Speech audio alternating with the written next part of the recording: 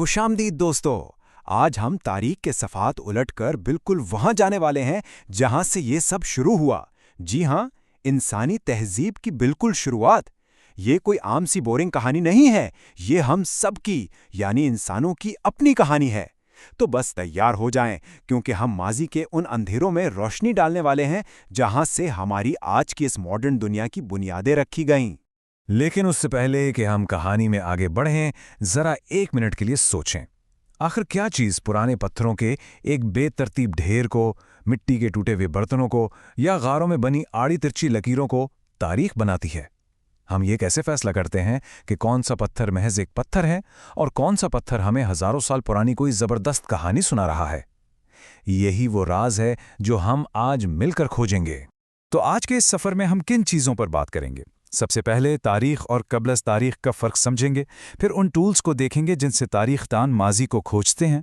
उसके बाद हम मेसोपोटामिया, सुमेरियों की कमाल की इजादात और आखिर में उनके छोड़े गए सबूतों का जायज़ा लेंगे।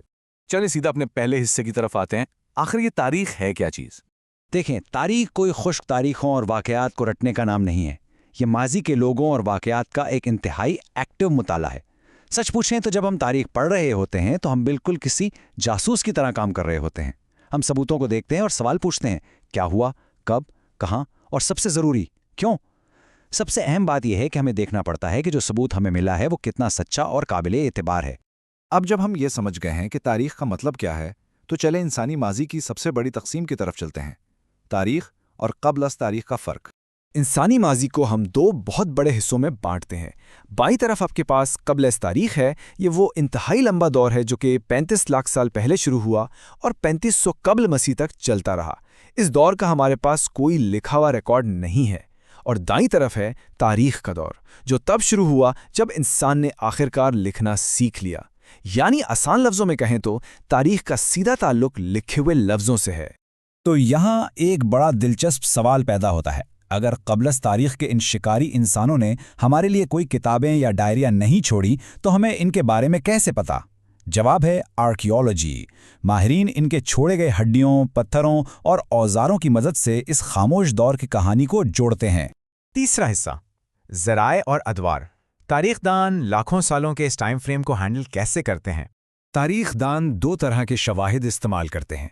पहले हैं बुनियादी या प्राइमरी ज़राए। ये वो चीज़ें हैं जो सीधा उस दौर से आती हैं, बिल्कुल एक चश्मदीद गवाह की तरह।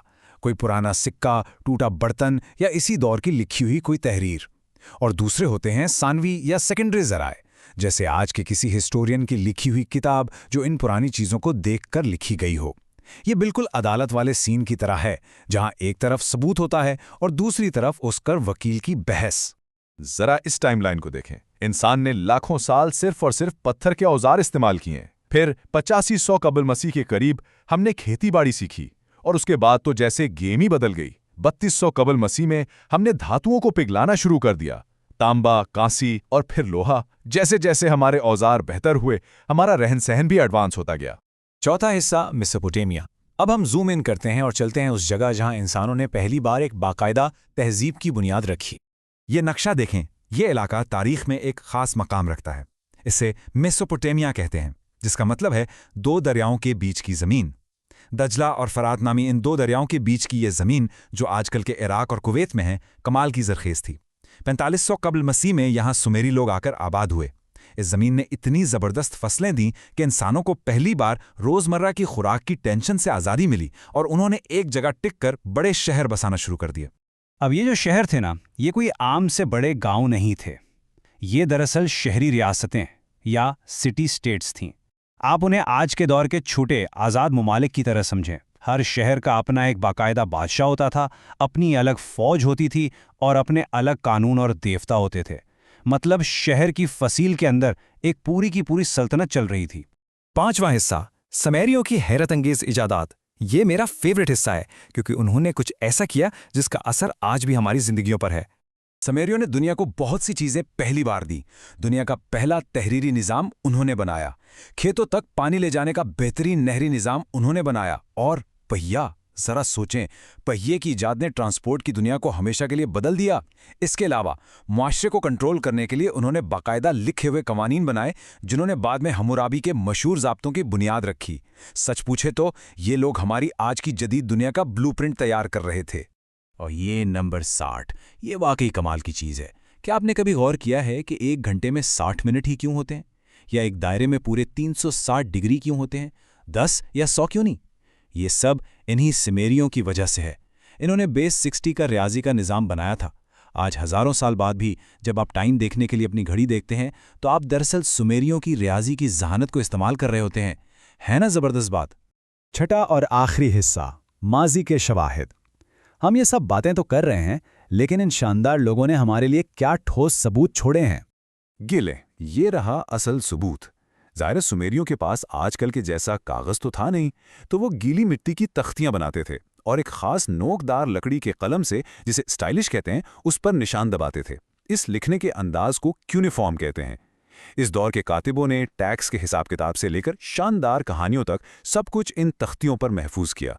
और मज़े की बात, आग में पकने के बाद ये मिट्टी पत्थर जैसी मजबूत हो गई और इसीलिए आज भी म्यूजियम्स में बिल्कुल महफूज है। चलें जल्दी से उनके शानदार सफर पर एक नजर डालते हैं। 10,000 साल कबल मसीह में पहली बार जमीन में बीज बोया गया।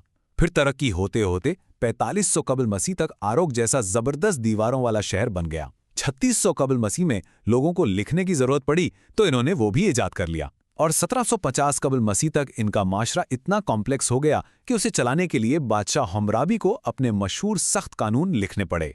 अगर आप इनके माशरे की वुस्सत को समझना चाहते हैं तो बस इन 2 चीज़ों को देखें।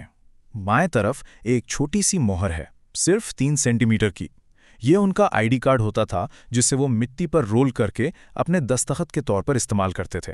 और दाईं तरफ देखें, वो विशाल और ऊंचा ज़ागुरात मंदिर। इसे इतना ऊंचा इसलिए बनाया जाता था ताकि पुजारी आसमानों में बैठे देवताओं के करीब हो सकें। एक इंतहाई छोटी ज़ाती चीज़ से लेकर इतनी बड़ी इज्तमाई इमारत तक, ये हमें उनके कमाल के जहनों की कहानी सुनाते हैं। तो दोस्तों, जैसे सुमेरियों ने अपने पीछे मिट्टी की तख्तियां और बड़े बड़े मंदिर छोड़े, आज हम भी तो अपने पीछे प्लास्टिक, मोबाइल फोन्स और कंक्रीट का ढेर छोड़ रहे हैं ना। मैं आज की इस मालूमाती गुफ्तगू का इख्तिताम एक सवाल पर करना चाहूँगा। जब आज से हज़ारों साल बाद कोई तारीखदान हमारी चीज़ों को खोद कर निकालेगा, तो वो हमारी सदी को क्या नाम देगा?